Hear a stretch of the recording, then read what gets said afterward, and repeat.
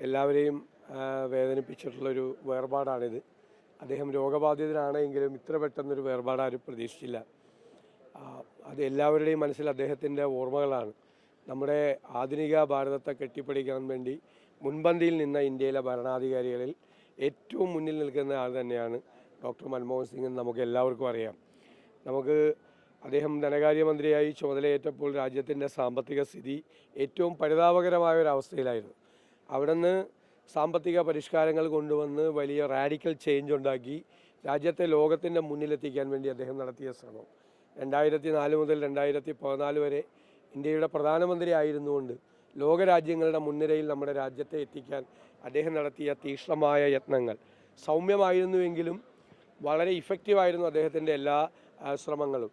അദ്ദേഹം ചെയ്ത അതോടൊപ്പം തന്നെ രാജ്യത്തിന് വേണ്ടി രാജ്യത്തിൻ്റെ ട്രഷറി നിറയ്ക്കുകയും ഖജനാവ് നിറയ്ക്കുകയും വരുമാനം വർദ്ധിപ്പിക്കുകയും തൊഴിലവസരങ്ങൾ ഉണ്ടാക്കുകയും ഉണ്ടാക്കിയ ധനം സമ്പത്തിൻ്റെ നീതിപൂർവമായ വിതരണം എന്നുള്ള ലക്ഷ്യം വെച്ചുകൊണ്ട് അത് ദേശീയ മഹാത്മാഗാന്ധി ഗ്രാമീണ തൊഴിലുറപ്പ് പദ്ധതിയിലൂടെ 10,000 കോടി രൂപ ഇന്ത്യയിലെ വിദൂര ഗ്രാമങ്ങളിലെ പാവപ്പെട്ടവൻ്റെ വീടുകളിലെത്തിച്ചു.